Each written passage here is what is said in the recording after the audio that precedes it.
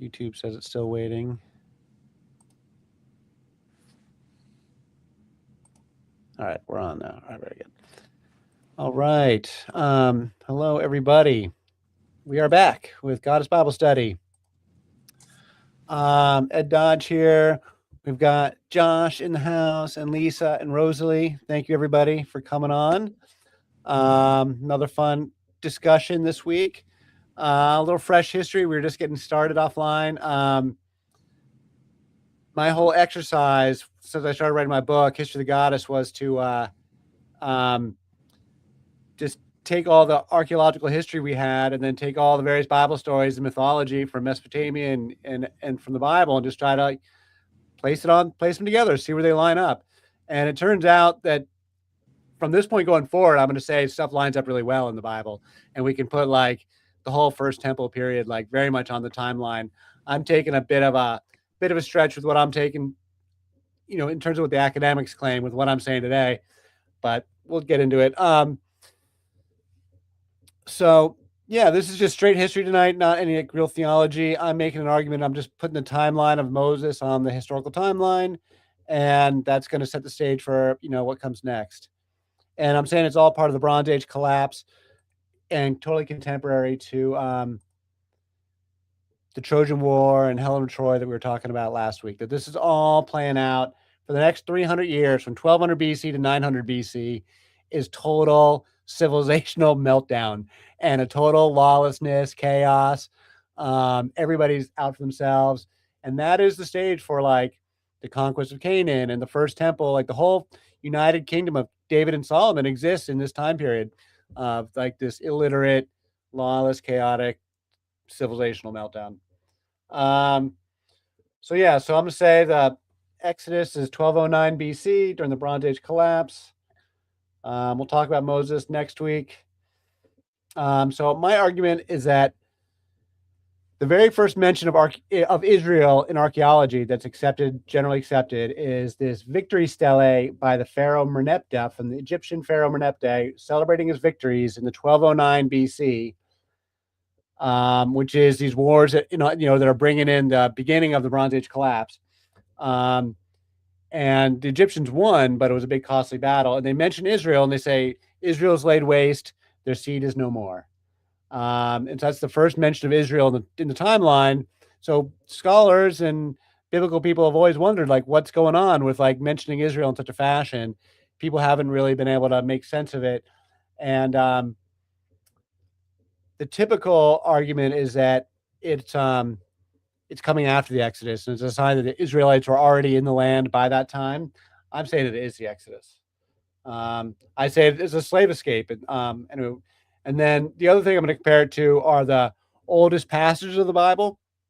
The very oldest written passages are actually, they're called the Song of the Sea, which is about the Exodus, and the Song of Deborah, which we'll also mention. And they're from the Archaic Hebrew, and they're from like their scholars consider the language is very different. I couldn't tell you why. I'm not a Hebrew scholar, but everybody agrees that the language is different and that it's like from the older oral tradition, centuries before stuff started getting written down. So they place it, in the 11th, 12th century. That's when the scholars think those stories are from. So the Exodus is obviously very controversial subject in scholarship due to its central importance in religious tradition. The dating is highly disputed. The traditional date is 1450 BC. That's what Christians who read the Bible, and they say, I forget the name of the pharaoh, but they say it happened then based on their biblical genealogy, while scholars say it's in the 1200s, and I'm saying 1209. The reason why it couldn't be in the 1450 is because Egypt ruled Canaan firmly at that time, and it's totally impossible that the Israelites got into Canaan. The whole point that we play this later is that's when Egyptian rule over Canaan breaks down as a part of the Bronze Age collapse. So nobody thinks that Exodus happened as described. The Bible claims 600,000 fighting men plus women and children, which would be like 2 million people. That's like more than the entire population of Canaan. That's like half the population of Egypt. It's like it's nowhere near those numbers. but there were Semitic peoples in Egypt at the time in the same towns that are being described. Um, and an entire town's worth of 15 to 30,000 people escaping is actually a pretty reasonable proposition. Um, and there's plenty of records to suggest that the Egyptians would have in fact sent their army out to run them down. All right, so here's my timeline. Any questions on any of that? All right, so we'll jump into here's my version of the historical timeline. Take it for what it is. In the 1200s, Egypt has been ruling Canaan now for 300 years. They keep it as a protective buffer state to keep from, external armies coming in. So in 1209, this is the big first year, Egypt is attacked by Libyans from the west and the Sea Peoples from the Mediterranean. And it's a very costly fight, though the Egyptians prevail. They're able to fight everybody back. Yeah. I do have a question here. Like it's capitalized Sea Peoples. Who are they, and like do we know who they are, where they came from? Yes, excellent question. So the Sea Peoples. This is yes, I should have explained this before. The Sea Peoples are an important character in the Bronze Age collapse. They are described, mainly we learn about them from these records from Egypt. They are described as a mixed group of people from, presumably from the Aegean, from the northern part of the Mediterranean. They're coming by ship, and it's a whole bunch of mixed groups of people. And they're coming mainly, it seems, as refugees, not as invaders as much, but they're definitely armed. And these are the people that sack every city as we go down from Turkey all the way down the coast of the Mediterranean. When the city of Ugarit, where we get the Baal cycle story from, that city was sacked. Troy is sacked. All these cities get sacked. There's like, I don't know, 8 or 10 big cities that get totally demoed in like a 10-year period by these raging marauders coming from the ocean as pirates, and nobody really knows who they are. They get this nickname called the Sea Peoples, and it's pretty modern scholarship that has pulled them out and has started to put the picture together. This whole picture I've been telling of the Bronze Age collapse is like very modern scholarship, and I forget the name of the guy who wrote the book. There's a book called 1177, the year the world melted down or something. I don't know. It's a classic modern bit of academic history. It's really, really good. You can see the guy's lectures on YouTube. He's the one who really put this whole picture together, that like, because they knew about the Greek Dark Age from Greek history. We always knew about that. We didn't know about like this whole bigger picture that all of these cities got demoed. And now there's tons of historical, archaeological information. They put all these cities together. It's all very accepted open source scholarship at this point. And so then the Sea Peoples will ultimately become the Philistines of the Bible. They ultimately settle in the Gaza Strip. The Egyptians kick them out. They settle in what is today the Gaza Strip. They become the Philistines of the Bible. Thank you. Is this the Hyksos? The Hyksos are centuries earlier, and I do mention them. The Hyksos, I believe, are the descendants or the earlier ancestors of the Israelites. They're the ones who went into Egypt and 400 years earlier invaded Egypt and then got kicked out. They were Canaanites who had invaded Egypt and controlled it for 100 years and then got kicked out. They were hated by the Egyptians. And then when the Israelites get enslaved for 400 years, I say that they are those descendants of the enslaved Hyksos. Okay. That's my proposition. So Merneptah's, let me see if we can see this. The Victory Stele. Hold on. Let me see if I can load this up. So the Victory Stele is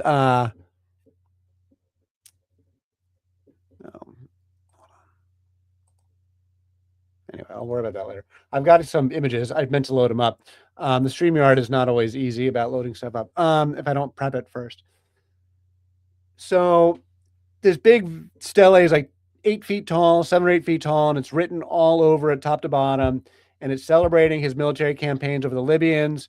And then there's really just one line that mentions Israel and another line that mentions that he goes into Canaan. Here it is. Sorry.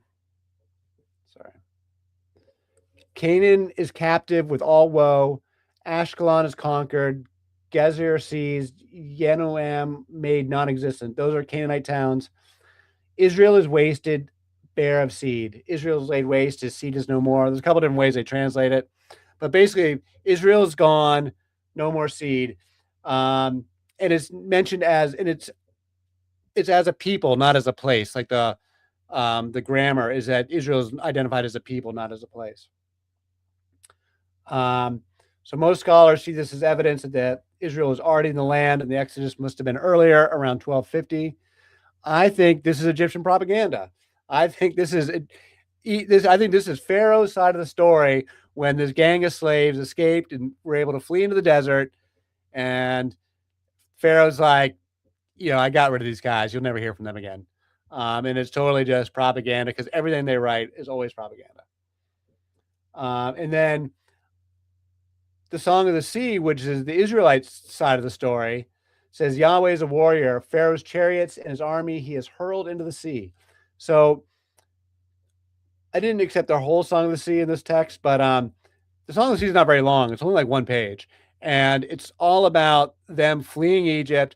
The chariots are bearing down. Yahweh blew the wind and the chariots fell in the water and they all drowned. It's not really all that supernatural. It's not really it's kind of like an active description of that they got lucky. I don't know. It just seems to me like they're describing, we escaped by the skin of our teeth. Praise Yahweh. Thank God we were able to get away when the chariots were bearing down on us.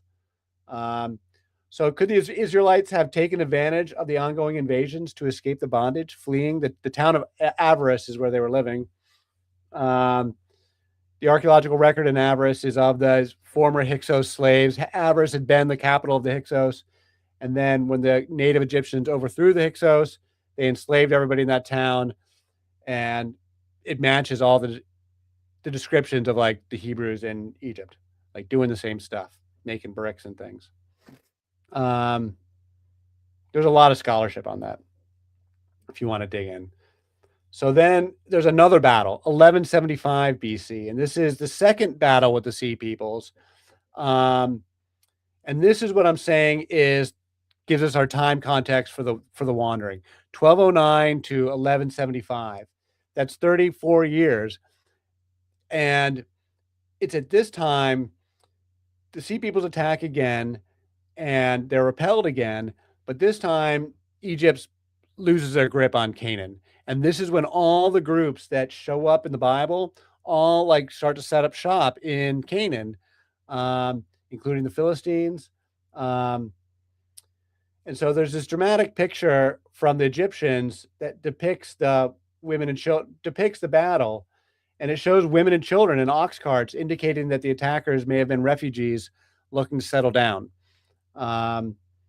This is our 40 years of the wandering in the desert. All right, so Canaanite cities had no defensive walls per Egyptian dictates. So the situation became dangerous in the power vacuum. Native peoples were forced to move around due to a breakdown in law and order. This is well understood by scholars, by the archaeologists. People left the cities and made new hilltop settlements, not because they were comfortable or good for farming, but because they were defensible. And this is how the Bible describes them living on hilltops. The Sea Peoples settle in the Gaza Strip and become the Philistines of the Bible. They were not present in the area earlier. All right, so the Moabites, also the kingdom of Moab, which is next door, the Edomites, the kingdom of Edom, the Israelites, they all show up right at this time after 1175, around 1200 BC. It's a little fluid. The archaeology is a little bit fluid, but I'm making the argument about the breakdown and the political order. So then in 1140 BC, just a few years later, 35 years later, Pharaoh Ramses VI withdraws Egyptian forces completely from Canaan, and they go back completely to Egypt. So, and this is the time period of Joshua, the conquest of Canaan, and the time period of Judges, all of which is described as chaotic and violent. And the Song of Deborah also comes from this time period. That's the matching oral tradition. And she has a line, Israel chose new gods, then war was in the gates. I've got a longer quote from that. So then just to finish the timeline, 1000 BC, 1004 BC is when we know the Israelites took Jerusalem, that's firm date, and we presumably by King David. And then 850 BC is when the Hebrew writing reappears, and then we know we have the Iron Age kingdoms of Israel and Judah were real places. And 850 BC is when we got writing again. And so the Merneptah Stele from that time period, that's the archaeology, has the first mention of Yahweh is 850 BC. But anyway, yeah. So I've got a little quotes from the text. These are the oldest passages from the Bible. The Song of the Sea, just a little excerpt. Yahweh is a warrior. Yahweh is his name. Pharaoh's chariots and his army he has hurled into the sea. The best of Pharaoh's officers are drowned in the Reed Sea or the Red Sea. The deep waters have covered them. They sank to the depths like a stone. And then later on, a few verses later, it says, then Miriam, the prophetess. Miriam is Moses' sister, one of the few prophetesses in the Bible. We'll talk about her next week. Miriam, the prophetess, the sister of Aaron, took a tambourine in her hand, and all the women went out after her with tambourines and dancing. So a lot of people actually call this the Song of Miriam because it's presumably it was actually Miriam who would have been singing it, but it's but in the scholars call it the Song of the Sea or So, Miriam's song. Yep. For whatever reason, like not just reading, what you have here, but also I went and read the whole text of Exodus 15, so the entire song. Okay. And the way it's written, I mean, this is what I got hung up on. I got hung up on what happened. Like, was this some sort of tidal wave? Was this like a huge storm that came in? Was there some sort of flood that happened? Because clearly there was something, right? And like, I'm just wondering if anybody has any idea, given that there's archaeology and new study and information about this. Well, two separate questions. One is about the scholarship, and then one is like what happened in terms of miracles. I am firmly of the opinion that miracles happen every day, that they're completely mundane, and they're just unexplained good fortune. It's not that they have to defy the laws of physics. It's that you can't believe you flew through the windshield of the car and landed on your feet without a scratch. Still the laws of physics, but it happened. You walked off the battlefield without a scratch when everybody around you got blown to pieces. It was a miracle. This shit happens every single day. So I'm firmly believe that miracles are totally mundane and totally normal.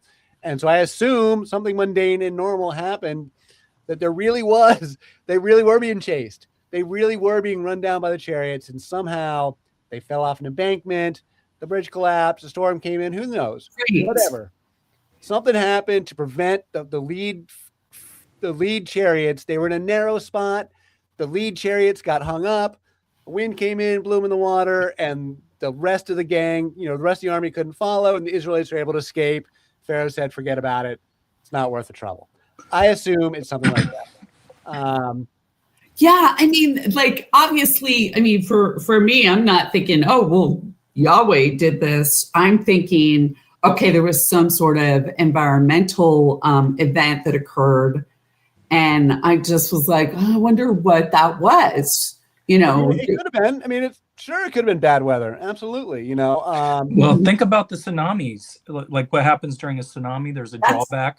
That's why I said tidal wave, right? And if There's they were able to walk, water, and then if they were able to walk through the sea, they walk and through, it was dry. And then it comes back and just destroys everything. Strange things have happened, Stranger tides also, right? Like in the tides, and sometimes tides are stronger or whatever. So that's just, what I got to really thinking about. I mean, the miracle would be in the synchronicity of it all. We see, like, to Ed's point, you see synchronicities all the time. And we're talking about Yahweh being known as a storm god, or if there is some kind of connection, maybe that's why they venerated him in that way. I don't know. Well, I mean, I can see Yahweh getting a pretty good reputation after like this miraculous escape, because like at that stage, Yahweh would have been just another tribal pagan god. Yeah. And now he's got a rep, and then you got 200 years of chaos and the Israelites survive.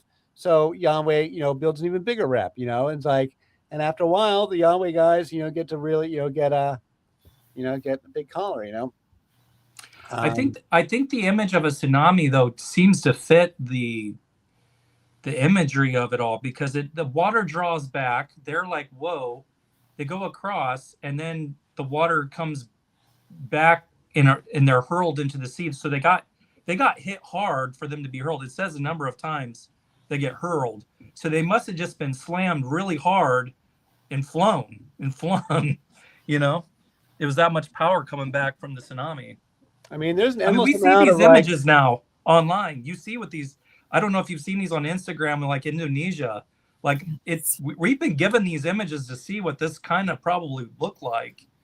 Where for generations, it's no a one perfectly saw reasonable scenario. An earthquake causing there are earthquakes in that area. Yeah. Earthquakes are part of the Bronze Age collapse. So you could have had an earthquake that caused a water event that hit just at the right moment, and people escape by the skin of their teeth. It's a less, it's a more than zero possibility. It's not zero. Well, I'm with you, Joshua. I was thinking tidal wave because it just fits all of the descriptions the best. And, and because we do know that those things happen, and,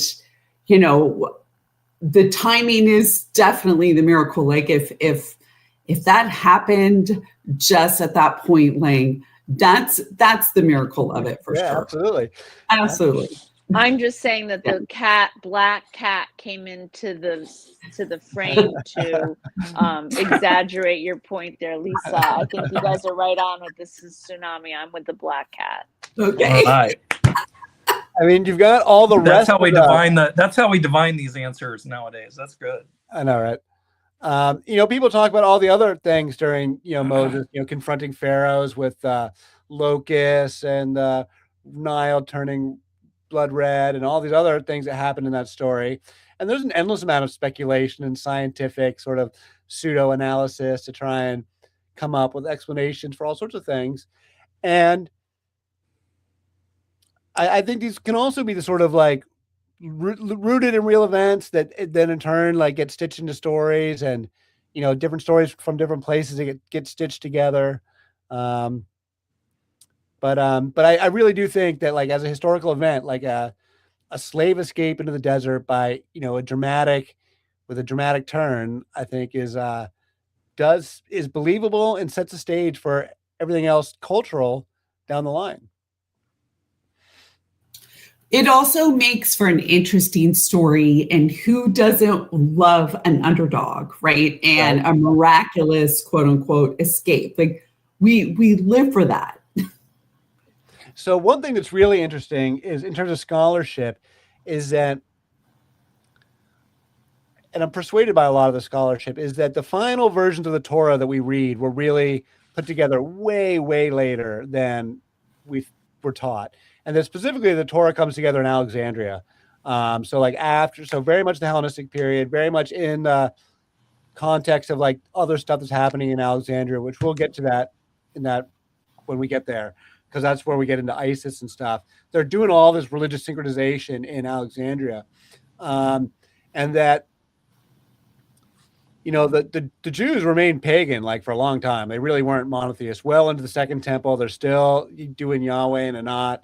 We have a lot of record keeping that they were not the Jews as we think of them until the Maccabean time period, which is like 180 BC, like right before the Romans.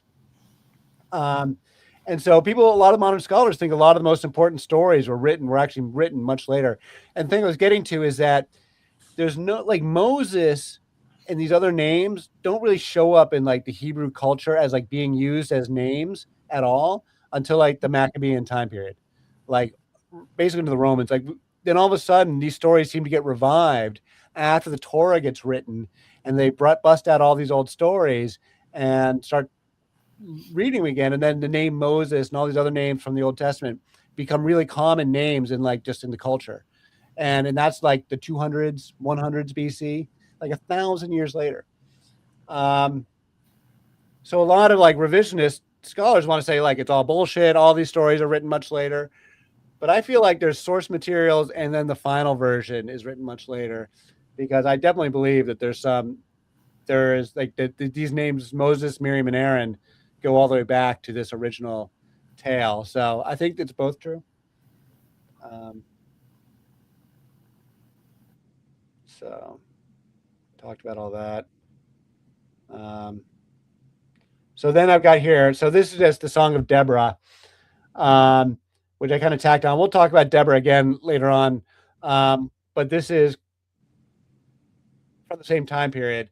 And so Deborah is like a matriarch. She's like a matriarchal tribal matriarch of the tribe. And she's calling the men to battle. And she's like leading the troops into battle. And she is this great leader. And the Song of Deborah is actually pretty awesome because she's another prophetess, because these matriarchal leaders totally disappear in the later parts of the text. But in the earliest parts, they're still there. So and this is just an excerpt. In the days of Shamgar, son of Anath. So here's another mention of Anath, but so we know she's there. There's only a couple of them, and this is one of them.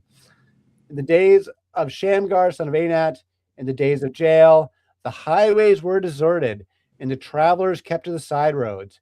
Villages were deserted. They were deserted in Israel until I, Deborah, arose, a mother in Israel. Israel chose new gods like Yahweh. Then war was in the gates. Not a shield or spear was seen among 40,000 in Israel. So, and that's just an excerpt too. That one also goes on. So anyway, kind of open discussion now about just like Bronze Age collapse, Israelites escaping, anything. What's this about Israel chose new gods? What's that referring to? Yeah, that's why I selected it. I think Yahweh is a new God. I think Yahweh is a young God, and so are the Greeks. The Greek Olympian pantheon are also new gods, and they're overthrowing their old gods too at this exact same time period. So the old systems are melting down, and new ones, so new authorities got to come in because the old authorities aren't taking care of you anymore. Yeah, that is a weird statement for her to say.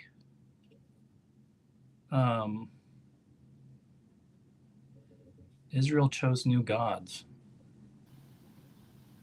Well, if she's talking about a knot, then maybe what she's saying is like, they're starting to move away from that and instead towards Yahweh, towards El, right? That's what they're up to. I don't know. That makes sense if, we're putting that in that context. Well, the argument I'm going to make in the coming weeks is that we're seeing a fight between Yahweh and Baal. Baal is the incumbent king of the gods. We know he was the god of the Hyksos. So the warrior storm god is a motif. And every culture's got their warrior storm god who's their king of the gods, their lord. So it's Baal, it's Marduk in Babylon, Asher for the Assyrians. And so Baal was the incumbent king of the gods. And so I'm saying the argument I'm going to be making is that Yahweh is this upstart. And he wants to overthrow, the Yahweh cult wants to overthrow the Baal cult. And so Yahweh becomes king of the gods, just replacing Baal, but everything else stays the same. And so for the first 500 years, that's what they're worried about, is just installing Yahweh as king of the gods and trying to get rid of Baal. And that because Baal has some bad stuff going on. Baal does the child sacrifice. We'll have a whole session on that because I think that's totally real, because we can trace that with other places where they had Baal worship. In Carthage specifically, they were continuing to worship Baal, and we know that they had child sacrifice there. So so I think the Yahweh cult becomes this upstart revolutionary cult trying to fight against Baal. And so I think that's what she's referring to. Makes perfect sense. But otherwise, everything else stays the same. Yahweh and Baal are just both brothers that are both sons of El. El is the one universal high God. He's a universal God. Kronos, all the other gods are his children. That's my framing. Yeah, we spoke about that during your knot, where he's almost like Kronos, and he is Kronos for sure. He is Kronos, yeah. So from the Mesopotamians. Okay. When she's talking about war was at the gates and not a shield or a spear was seen, what does that mean? Because when I read that, I was like, what What are you talking about? I just like read it like absolutely literally. Just like that they are actually like it's a really violent and chaotic moment in history. Let me see if I can find those. I didn't get the chance to read through all of, Deborah's song. I did read through all of the other one. So, yeah, because otherwise I might feel like I understand a little better. It's so Deborah's her story goes on. It's just this one section that's this old song. She's kind of an important character in the book of Judges because she is this leader. Let me see if I can share this.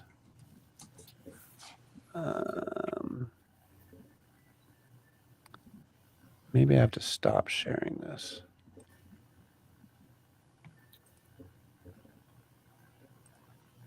Okay, all right.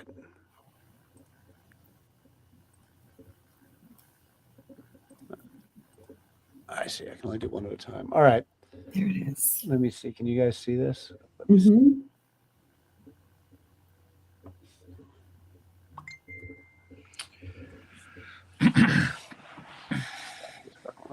All right. Let me see. When the princes take the lead in Israel, when the people volunteer, listen, O kings. One thing that's really interesting about this is she names all the towns and all the tribes, but not all the tribes are named. O Lord, when you went out from Seir, when you went to the land of Edom, king of Edom, I was mentioning earlier. Hold on, I'm trying to find what's it. Right, and the earth trembled. So there's your earthquake. There's an earthquake there, probably. Right? The earth trembled, the heavens poured out rain, the clouds poured down water, the mountains quaked before the Lord. Anytime that's when it says Lord, that's Yahweh. In one of Sinai before the Lord, the Elohim of Israel. In the days of Shamgar, son of Anath, in the days of Jael, the highways were deserted, and the travelers took the byways.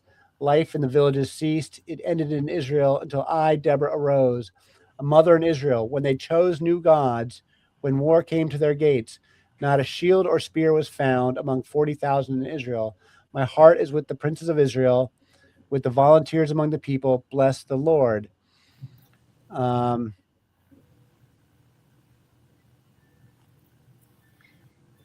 So she's saying that they were defenseless. They didn't have anything to defend themselves there. Yeah, she's definitely trying to get them to fight. All right, here we go. The princes of here, she says, who came with us to fight and who didn't.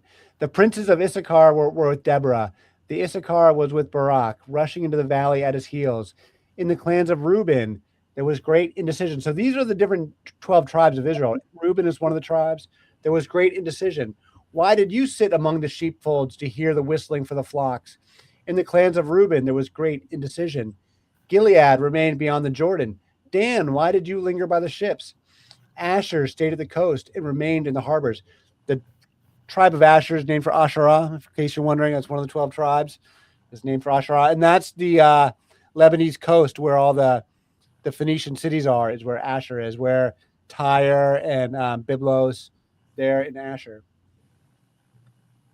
Zebulun in today's Lebanon. Zebulun was a people who risked their lives. Naphtali too, on the heights of the battlefield. Kings came and fought.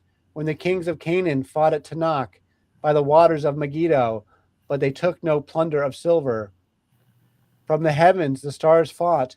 From their courses they fought against Sisera. The river Kishon swept them away. The ancient river, the river Kishon. March on, O my soul, in strength. Then the hooves of horses thundered, the mad galloping of his stallions. Curse Meroz, says the angel of the Lord. Bitterly curse her inhabitants, for they did not come to help the Lord Almighty against the mighty.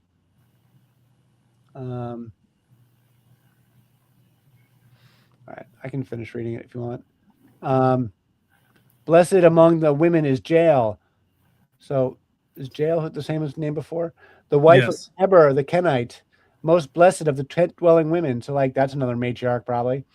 He asked for water and she gave him milk. In a magnificent bowl she brought him curds.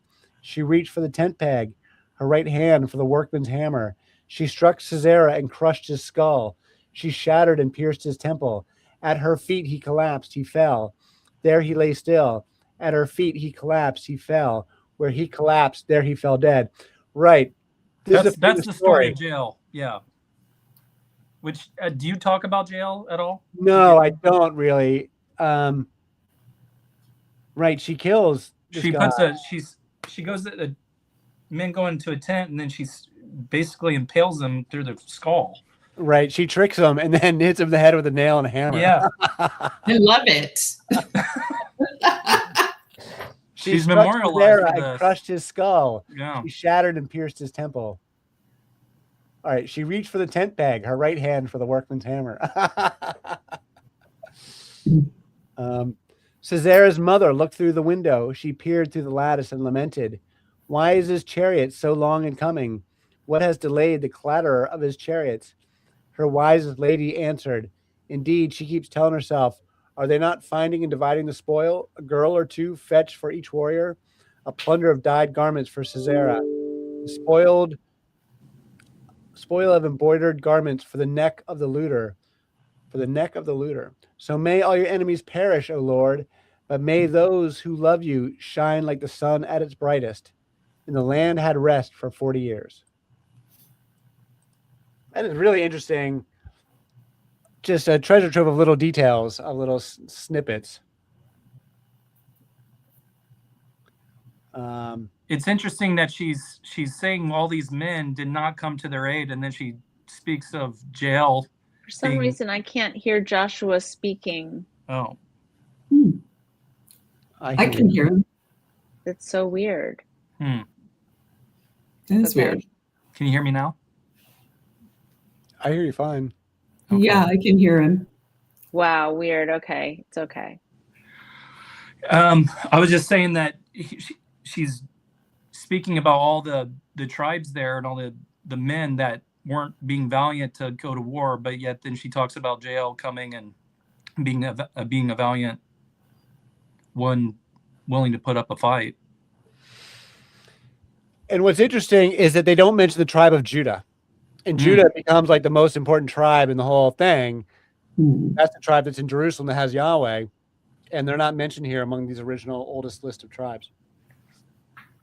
Which was the tribe of Judah around at that time? That's what people wonder.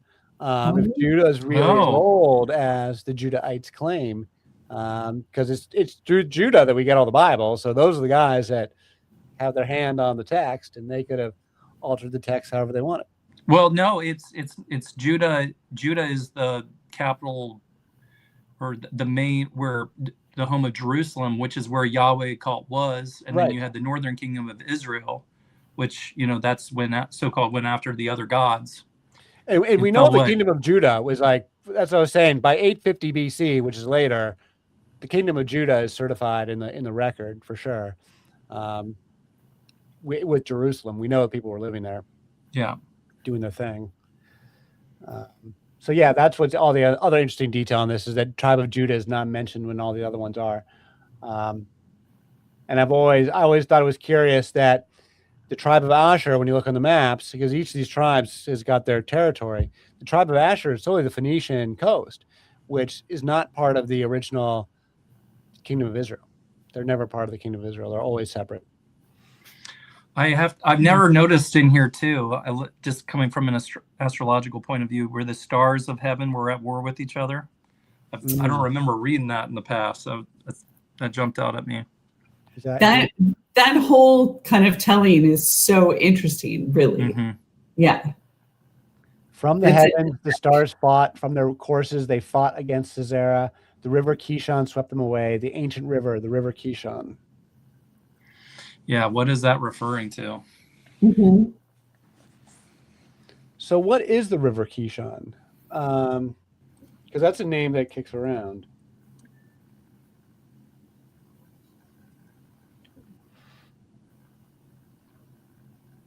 Land of Kish. Oh no, it's a real river. It is a real river that's still in Israel now. So, I mean, they certainly were navigating by the stars at that, long time ago. I mean, we hardly do that anymore, right? But unless you're a sailor. But I wonder if they had an understanding, of like the stars as gods or that sort of thing. Well, for sure. I mean, the Babylonians definitely, in Mesopotamia, they definitely. Oh, yeah. All the gods with the planets. Yeah. And the sun and the moon, for sure. Oh, yeah. Jupiter, Venus, they were definitely planet worshippers. Without question. They were the planets. They worshiped the planets themselves, yeah. And in the prophets, routinely talk about the people worshiping the starry hosts. And that's like as something they're criticizing. And the starry hosts are, the seven big gods. Okay, got it. Which is interesting because I mean that's like the oldest religion is Mesopotamian, and the further time and geographical location people spread out from that center, wherever it seems like there's almost like an amnesia that the original gods being the planets, being these heavenly powers, it kind of becomes forgotten and more myth. It comes around just the names themselves of the planets, and it becomes detached from the actual planetary bodies in the sky. They almost take on their own nature or their own story, a new storyline, detached from their astrological beginning. That's what I'm curious. I'm actually very curious about that. Like, when did that divorce happen? Like, when did the divorce happen from the gods, from the actual planets that were seen to rule over us, to these ideas of them just being like more of an energetic body that we interact with that has nothing to do with the planetary phenomenon above us? Because in Mesopotamia and Sumeria, they absolutely made the connection of the gods with the planets. There's no question about that. Right. So as it becomes increasingly intellectual and separated from the pure nature, sometimes I feel like that's part of like when you see like in Tiamat and the Enuma Elish when they're splitting the world, it's like they're splitting the world between the mind and the matter. That was something I was thinking about lately.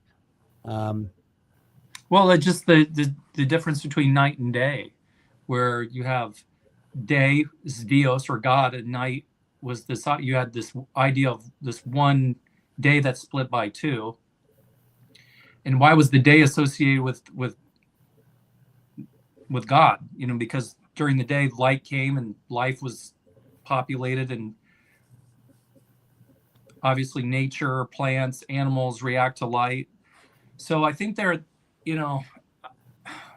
must have been, it's so hard to get ourselves back in that ancient mind to just observe nature without all of the garbage that we put into our minds through all these centuries of learning, that with like fresh baby eyes, if they were just observing through their eyes, like, oh, during the spring and during the day, life in nature seems to come alive, that principle of life that they saw everywhere was what they were worshiping and what they were wanting to interact with.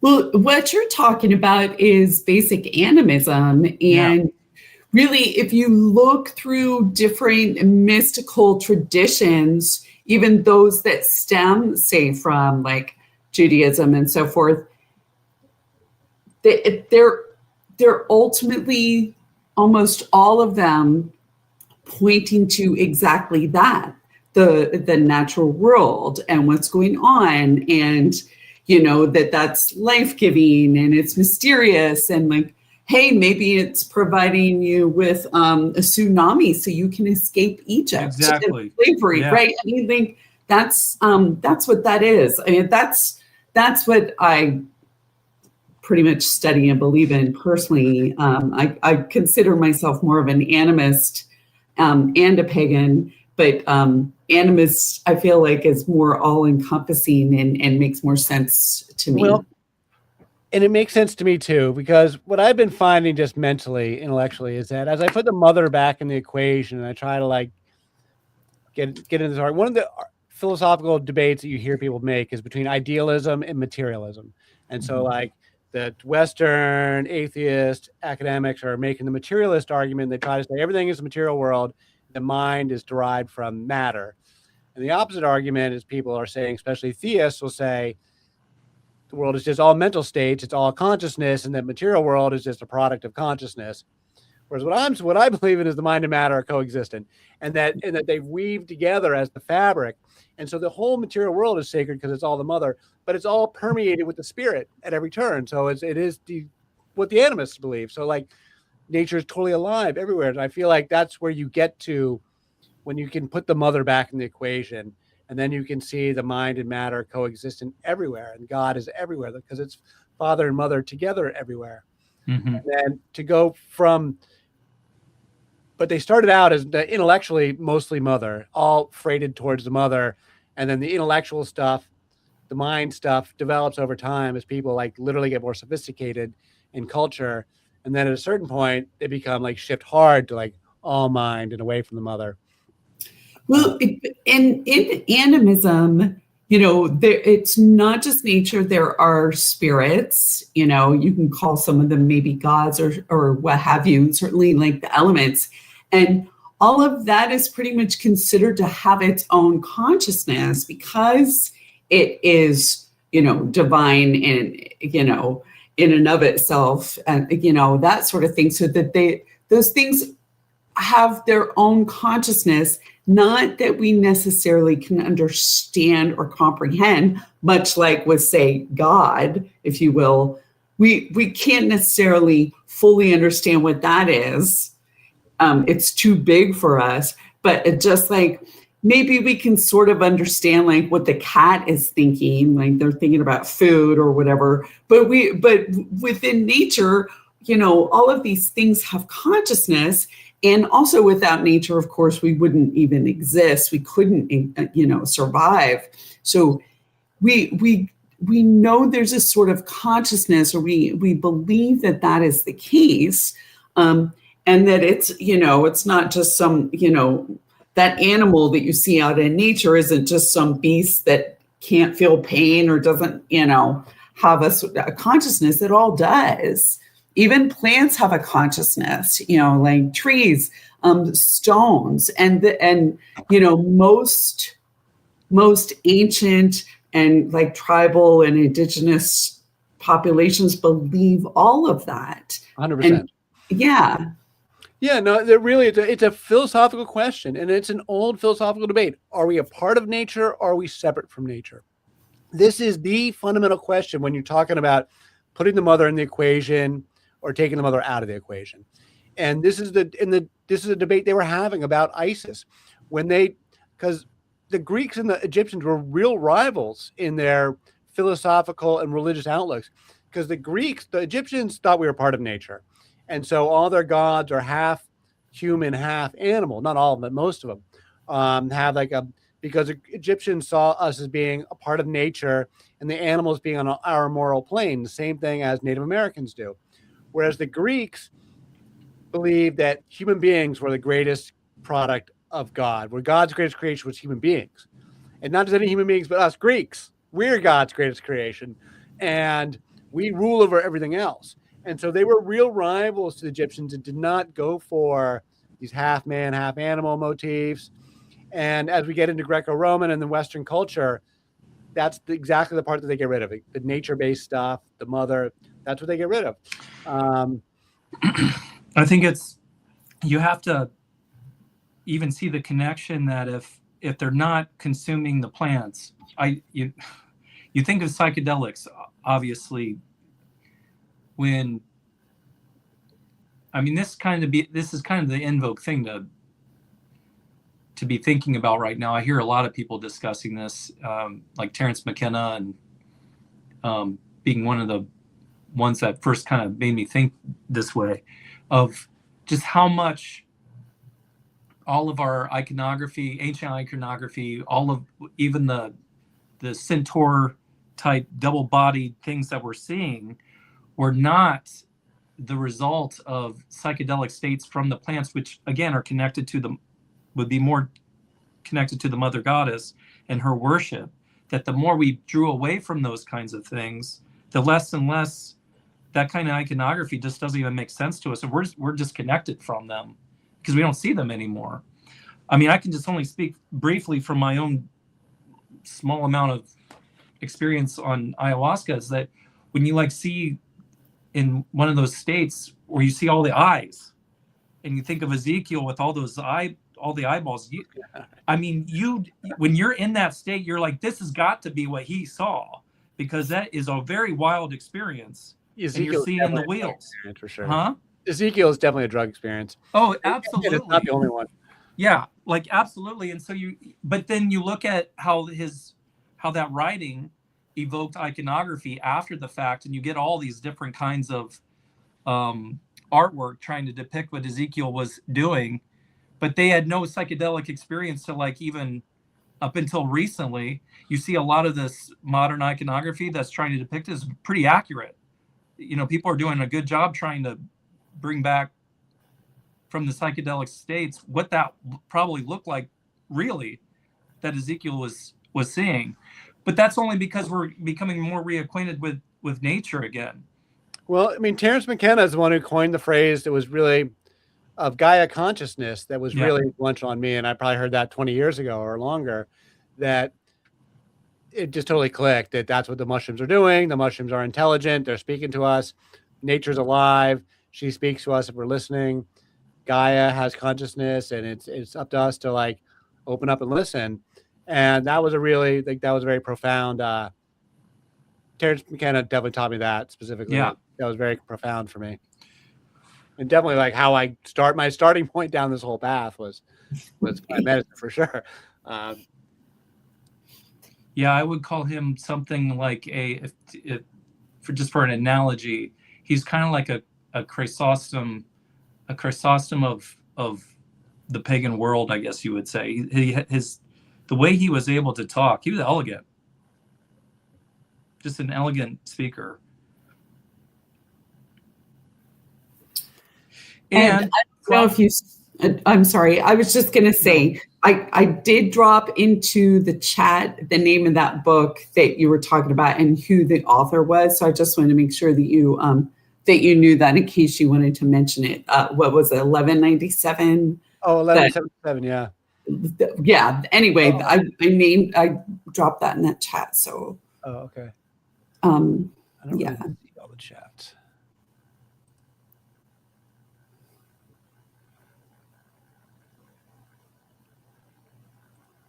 Yeah, you can look up that guy who wrote that book, and he has a lot of lectures on YouTube. Okay. Eric Klein. With a C. Yeah, with a C. Mm-hmm.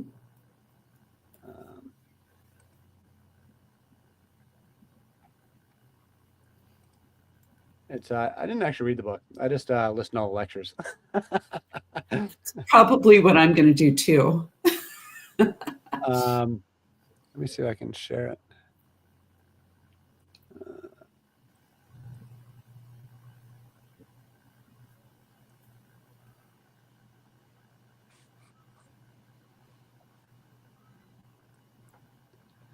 So, all right, do you see that?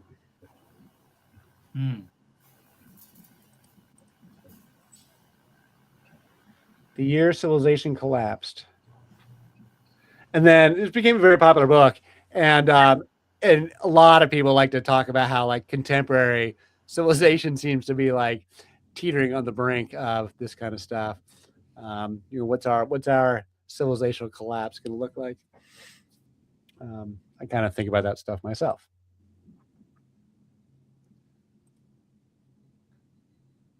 So anyway, I think we'll do one more week next week with dig into some Moses. Probably need to spend 2 weeks on Moses and Miriam. Oh yeah. And then take a couple weeks off for the holidays, and then reconvene in January. But next week will be Moses and some. So I got a lot of material about Moses. I'm not sure which stuff we'll dig into first. There's Moses. There's this. Miriam is kind of a topic unto herself. Miriam is quite fascinating. Same name as Mary, for one. But Miriam is, as I was mentioning, one of the few prophetesses who speaks directly to God. There's only a handful of characters in the entire Bible, maybe a dozen or so, that like speak face to face with God. And Miriam is one of them, one of the only women. And she's this very exalted role as like the leader of the women. And then she kind of gets ignominiously just sort of kicked out of the story. Do you guys know what happens to Miriam? Anyone familiar? Josh? Yeah. She speaks bad about Moses, if I remember right. She's like talks back to him or something like that. And So they get in an argument, but it's not clear what they're getting an argument about. It's about Moses' wife, and no questions one knows his authority or something like that. No, it's about Moses, that Miriam and Aaron both go to Yahweh to complain about Moses and something about his wife. And Aaron doesn't get punished, but Miriam gets punished for complaining, and God strikes her down with leprosy. And then Moses said, El, please help her. He doesn't say Yahweh. He says, El, please help her. And El heals her back, but then she needs to go like spend 2 weeks outside of the camp or something like that. I forget the details. Yeah. But point is, she disappears from the story. Like she's never heard from again. Like she has this leprosy incident, and then she's just gone. And the next time you hear from Miriam is that she's dead, and they bury her. They go to her funeral, and she's dead. In the city of Kadesh, which is like where the Kadesha are. So like I think Miriam is a stand-in for the Kadesha. Oh wow. And wow. Part of she would have been a Kadesha. She was a prophetess. She would have been a Kadesha. She's not married. She doesn't have any children. She leads the women in song and dance. She's a leader of the women. That's what they call her. And she gets this very inglorious exit from the story, which I think is totally theological and totally loaded. Maybe the leprosy is like a euphemism or a metaphor for something else, right? Like not necessarily that she got struck down by like an illness, but that's like, I mean, if you get leprosy, you're banished, right? Exactly. So maybe that's, like the cover-up story. Or, I think it is. It's because Aaron doesn't get punished, and Aaron, of course, becomes like the main priest. Aaron does all this stuff badly over the course. He prays to the golden calf, but the Levite tribe, who are like the Levite priests, who are the most important priests who write the Bible, most important in terms of getting the Bible written, they track themselves to Aaron. So Aaron never makes a mistake. Even when Aaron totally screws up, he never gets punished for anything. But Miriam does one thing, and then she's out. And Aaron did a bad thing when he created that golden calf too, and said, "Hey, this is your God." I mean, that was he does other bad stuff too. I'm thinking maybe Aaron was like sort of a double agent backstabber in the case of Miriam. Maybe It's so anyway. We'll get into that story. That's a fun one, and I had a friend who was Ethiopian who's Christian. She got very mad at me when I started saying Miriam is a holy woman, because according to the Ethiopians, the wife, so Zipporah is Moses' wife. She's said to be from Ethiopia. So the Ethiopians really like Zipporah, and they don't like Miriam. So oh, really? Is that right? She's like a Coptic Christian, and they celebrate Miriam. Oh, okay. And, they celebrate Zipporah. I mean, Zipporah, yeah. So she didn't like my whole theory.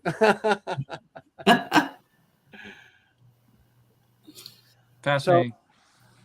So, unless anyone else got anything, we can wrap it up. Unless anyone else wants to. This is kind of a quiet chapter. Some of these chapters are, more interesting than others, or more inspiring for conversation. It's all interesting though. I mean, I'm working through a block of material. Like, there's a body of material that I have in mind, like I'm trying to get through from beginning to end. And I because I had written a book. I had a book contract, and I wrote like 200 pages of like outlines and drafts, and like that's what I've been using. So that's why I'm able to like whip these things out pretty quick because I've already written them. I had all this material together, so that's kind of what I'm going through, and so that's kind of the nature of the project. Well, thank you for sharing with us. Yeah, for sure. All right, and so yeah, one more week, and then we'll take off for the holidays for a couple weeks. Sounds great. Alrighty. Awesome. Great seeing you all. Okay. Thanks, Thank Lisa. you. Thanks, everybody. All right, See Okay, you bye. everyone. Okay, bye. everdog.substack.com and blah blah blah. I'll talk to you guys later. Bye. Take care.